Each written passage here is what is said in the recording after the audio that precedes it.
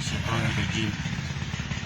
خرکنۍ یو داسې ایریا ده چې دې باندې زموږ او د علمزي قوم د برانخیل قوم او د علمزي قوم د ډېر وخت نه تنازع روانه ده. د هغه تنازع په سلسله کې موږ ډېرې جرګې او ډېر واکونه پرې ورکړه، خو علمزی یو داسې زورور قوم دی چې یوه خبره هم د برانخیل قوم نه اوري او سات کې راځي په هغې کې څه نه څه کار کوي، کله پکې کور جوړوي، کله پکې دکان جوړوي، کله پکې تالاب جوړوي. نو موږ د دې قوم نه ډېر زیات تنګ شوي. مهرباني دې وکړی شي اوس خو نوی مرجر رالی، علاقه شوله، په صحیح قانون رالی. نو دې قانون کې زموږ دا خبره په صحیح طریقه باندې حل شي او موږ ته د خپل حق میلاو شي. موږ پردی حق نه غواړو، خو خپل حق دې راته میلاو شي او د دې زورور قوم نه دې موږ ته نجات راکړي د حکومت.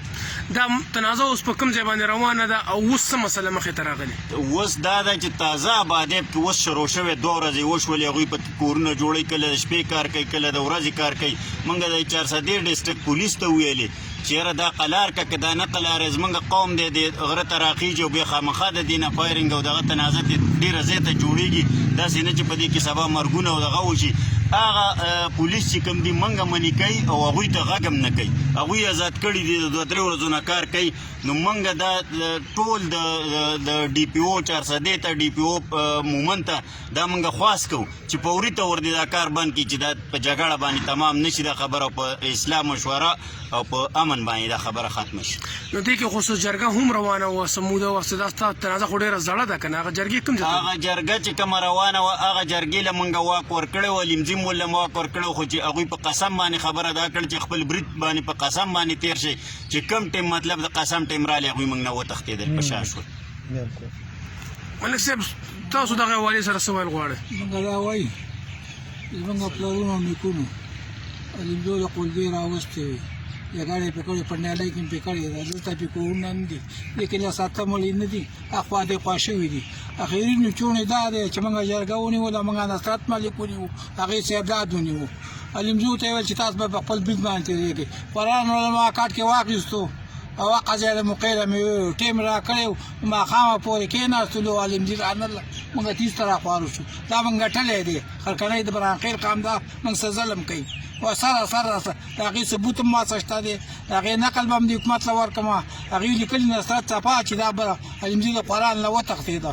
وا دې ورې زیاتې کوي، زورور قام دی او موږ کمزوري، ظلم راسه کوي.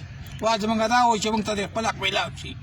دا خرکنۍ زموږ دا زموږ نیکونو زموږ پلرونو خوړلې او کرلې او ریبلې ده، دا چې ظالمان دي او ظلم راسه کوي. که دا کار اوس چې کومه مینه شروع ده که دا بند نه کړی شي نو موږ پې نور سبا حکومت ته اپیل دی، حکومت پې غور نه کړو، موږ به دغه سرته خېږو او ډزې به پې کوو.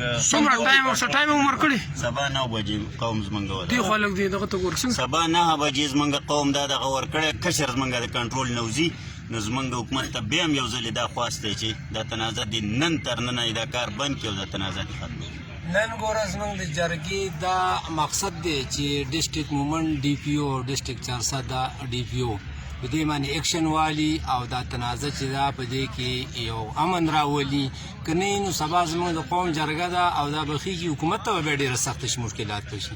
نن خو موږ دا قوم په جرګې سره وایو چې دا خبره دې خلاصه شي. دا خرکنۍ خو په دې کې هم نصرت ملک او دوی جرګې وکړو، اخر کار دا چې موږ قرآن په کټ کې راوړو او دسونه مو کړل او هغه ټیم له علمزي رانل موږ ته ګټلې ده. خو اوس خبره دا ده چې یو زورور قوم دی په موږ ظالم شوی ده، موږ برانخیل یو غریب قوم یو، موږ حکومت ته هم دا درخواست کوو چې راشي او د دې خبرې مطلع چې یو حل وباسي او موږ سره دا زیاتې بند کړی شي. مهرباني.